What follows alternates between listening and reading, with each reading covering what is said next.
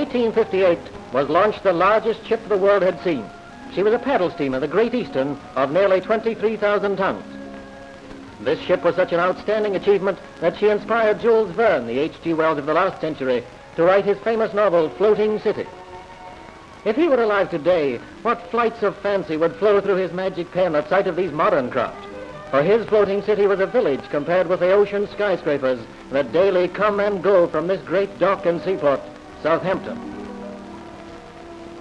From the Tyne to Goodwin Sands, from Bristol to the Clyde, peacetime or in war, the merchantmen of the empire and the world sail in, sail out. Southampton, the world's largest and most important passenger port, may well be called the Clapham Junction of the East. Here's our floating city, the Queen Mary, pride of the British mercantile fleet. She reflects all the tradition and character of a great sea-loving nation whose very existence depends on her maritime supremacy.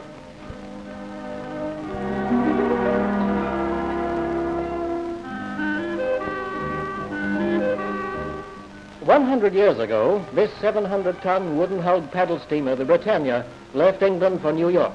She was the first Cunard steamship to cross the North Atlantic. Her cargo, 1 cow. The little Britannia would go inside the dining room of the Queen Mary, and her passengers in one of the latest Cunard's lifeboats. From the Britannia to the Queen Mary, what a transition, what a story of progress. But ours is to show you life aboard a modern liner, not its evolution.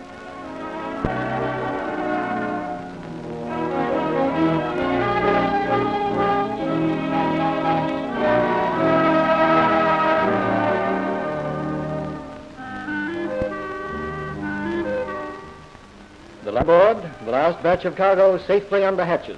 The gas and the small but powerful tugs slowly tow their gigantic sister towards the open sea.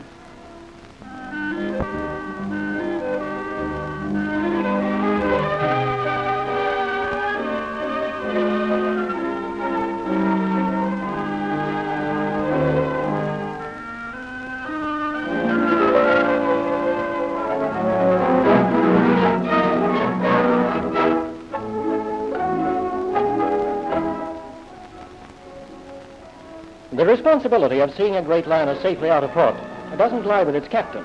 This is a job for the harbor pilot, a man whose whole life has been spent in acquiring an intimate knowledge of local conditions. And so we swiftly cross the English Channel to our first and only port of call, Cherbourg, France's, and for that matter, the continent's premier Atlantic seaport. Cherbourg is entirely different to Southampton. It's essentially a harbor and not a dock, thus not possessing the extensive buildings, machinery, and ramifications that accompany the shipyards, dry docks, and other facilities offered by Southampton. Cherbourg, however, is a strongly fortified naval port, and as such has been a target, first of all, for the bombs of Nazi Germany, and subsequent for the bombers of our Royal Air Force.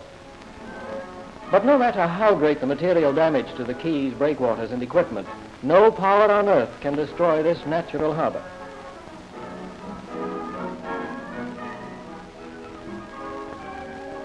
Passengers from all parts of Europe and Western Asia travel by rail, road, or air to Cherbourg to connect with the liner sailing to the New World.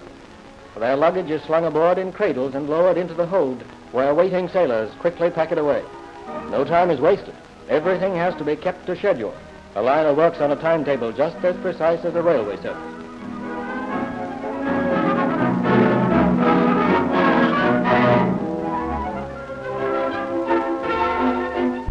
The promenade deck is almost 100 feet above the waterline.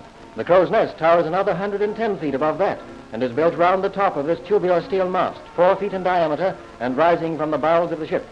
It's by climbing hand over fist up a ladder of more than 100 rungs constructed inside the mast.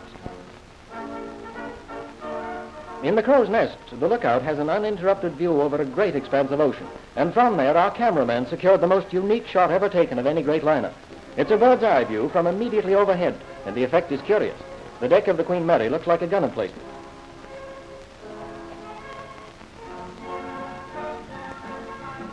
Right to time, everything is set for our departure, and soon we're gliding out of port. No pilot to guide us on this occasion. From now on, our 81,000-ton floating city, with its 3,200 inhabitants, is in the sole charge of the captain, who on this trip is the commodore of the line. Here he is on the bridge, going to the port side projecting wing to see his ship safely out of Cherbourg Harbor. For the next 5 days, he's a man among men, a viceroy ruling a floating part of the British Empire. We steam slowly past the Martello-like fort, and so out to the North Atlantic.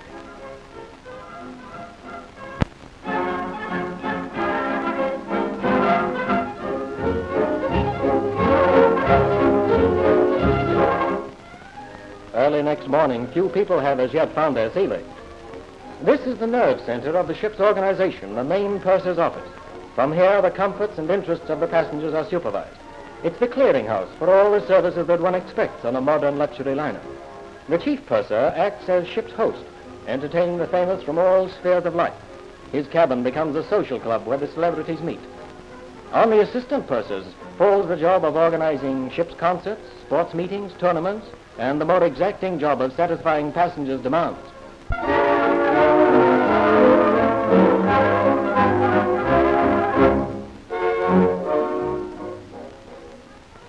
The pursers in charge of the safe deposit also have the responsibility of compiling the ship's manifest, which is a complete record of every passenger and member of the crew, all of whom, on coming aboard, have to fill up a form of personal particulars.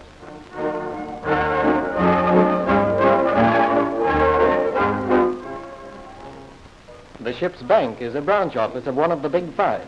Its facilities, including an international currency exchange bureau, are available to all passengers. This is the main lounge on the promenade deck, 96 senior march of the fully equipped stage, which has its own talkie apparatus.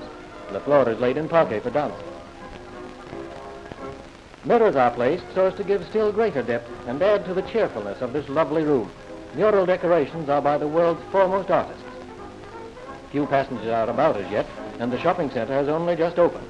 This is the Burlington Arcade of the ship, with a full range of fancy goods, clothing, ornaments, and gifts. Many famous West End names can be seen. Most of these shops do an extensive business in souvenirs and novelties. Every section of every deck has one or more lifts connecting with the other decks.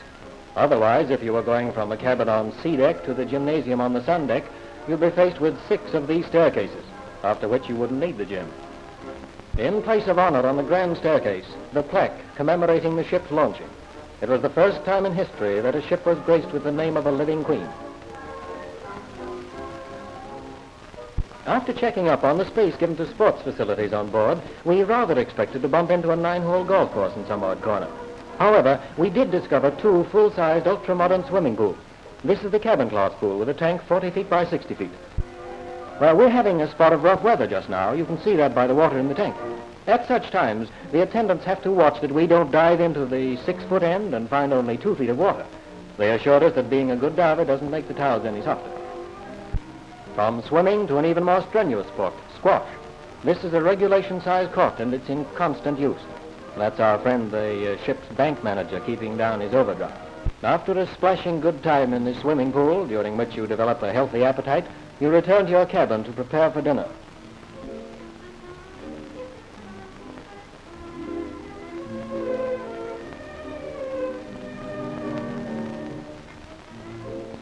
If it's too warm or too cold, you simply adjust the compact ventilators with immediate effect.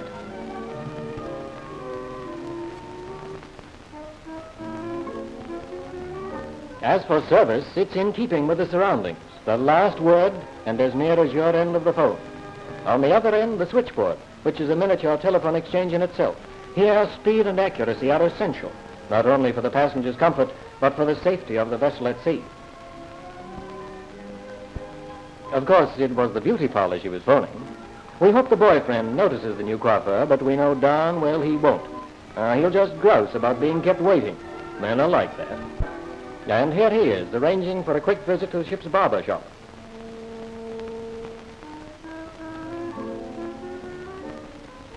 They offer a complete West End service. All the losers, political situation, next year's Derby winner, very old magazines. Shaves, shampoos, and haircuts if desired.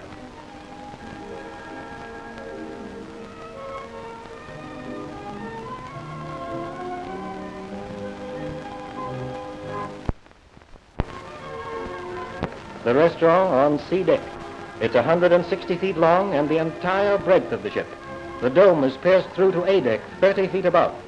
Over 800 diners can be seated in this enormous chamber, their chairs and tables hardly reaching the line of the dado at the base of the massive column. Many decks below lie the kitchens. They're so extensive the chef has to give his instructions to the various departments by loudspeaker. Every Atlantic liner vies with its competitor to provide the best cuisine to satisfy the most fastidious tastes. Catering for 4 meals a day for 5 days for over 3,000 people is no light task. Here's Marty, the man on whose shoulders that responsibility falls. He's issuing orders for the day's menus, one each for the 3 classes, another for the crew, and many others for those on special diets. In addition, there's an a la carte from which it's possible to order almost any dish. After dinner, there's dancing in the main lounge, and they tell me many a ship's romance has turned to real romance whilst gliding to the strains of a waltz.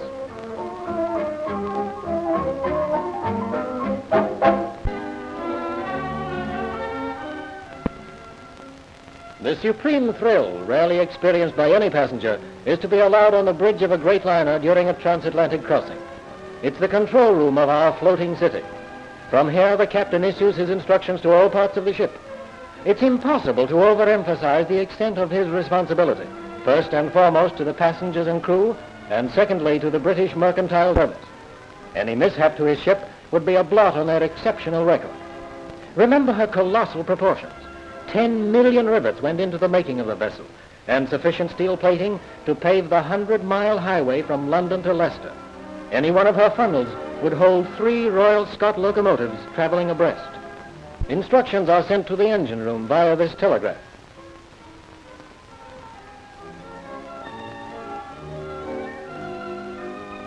This is the main engine room, where turbo generators are producing the 200,000 horsepower required to propel the ship's 82,000 tons through the seas at more than 30 knots. Back on the bridge, in addition to the steering wheel, there's an automatic equipment which enables the captain to set his ship on its course in advance. This is the gear that actually controls the rudder. Also on the bridge is this panel, showing all the safety doors and whether they're open or closed. In an emergency, any of these doors can be shut by remote control from the bridge. It's possible to divide the ship into a number of self-contained, watertight compartments. Thus, experts claim, the Queen Mary could be cut in 2 and continue to float. The main engine room is the center of a tremendous hive of machinery. 4 great turbines, each with 257,000 blades, all fitted by hand. 27 boilers with 160,000 tubes. 220 oil fuel burners. These control panels show the most minute flickering of power in the smallest unit of the enormously complicated mechanism. A sign that always means electricity. And in this case, the greatest floating powerhouse ever built by man. Imagine the current required to supply the whole ship with power and light. Actually, the Queen Mary consumes more electricity than a town of 20,000 inhabitants. Another striking feature is the length of cables used for light, power, and communications. 4,000 miles of it. The maintenance in perfect condition of all this mechanism is a Herculean task performed by more than 50 engineers.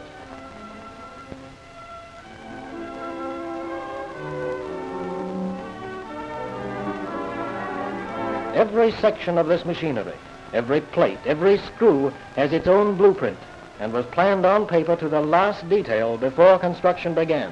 What a nightmare. You'd have thought it impossible to build such engines inside a ship. It's interesting to note that each machine, no matter what its size or capacity, was first assembled in workshops, tested, then pulled to pieces and reassembled inside the hull of the liner. Looking up this ventilation shaft gives the impression of being down a mine. The chief engineer is the captain below deck. His responsibility is in many ways equal to, and on occasions greater than that of the Commodore.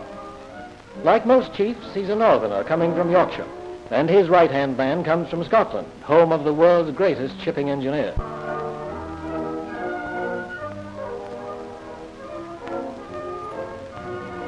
You may well ask, at sight of all this stationary equipment, just what does move? Well, the answer's simple. The technical description of the Queen Mary's propulsion is a quadruple screw, single reduction, geared turbine steamer. In plain English, she has 4 propellers. And everything that you've seen in the engine rooms contributes ultimately to the one purpose of keeping them turning.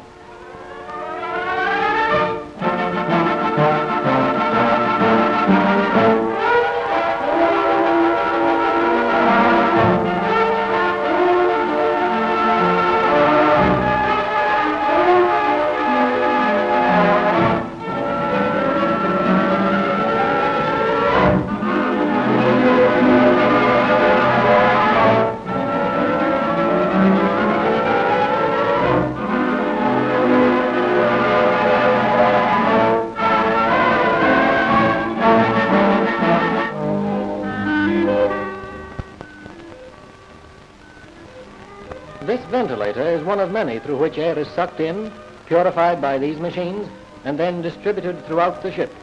Good ventilation is essential on board a liner where every inch of space is made use of. Its importance is emphasized by the fact that a large part of any ship's services are situated below the waterline.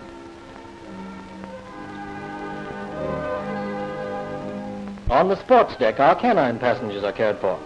Not that it matters, mind you, but the ship's butcher is in charge of our collection of pets. Hot dog. Looking ahead to the time of arrival, the Travel Bureau supplies passengers with all desired information concerning the country they're to visit. The wireless room. Thanks to Marconi, the perils of the sea have been reduced to a minimum. Nowadays, our liner keeps in constant touch with the outer world. One particular service is picking up the BBC News and relaying it to the public rooms.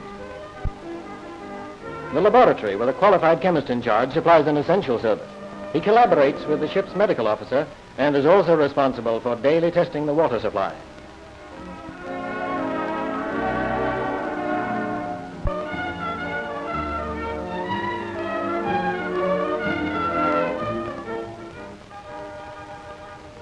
Every modern luxury liner has its printing press, and most publish their own newspaper. Here we have a complete printing works, with linotype and many other machines capable of producing a full range of printed matter. Ship's programs, menus, competition lists, etc., and the 8-page daily Ocean Times.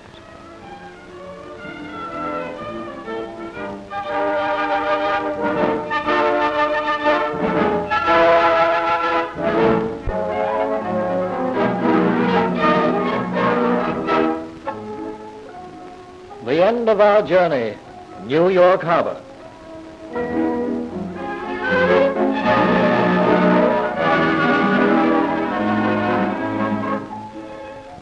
The skyscrapers tower in front of us, piercing the early morning mist. The usual large crowd awaits our arrival at the quay, and soon we begin to appreciate what is meant by American hospitality. For 5 days we've lived aboard our floating city, enjoying the fascination and delights of a sea voyage, and yet retaining every comfort and pleasure of metropolitan life.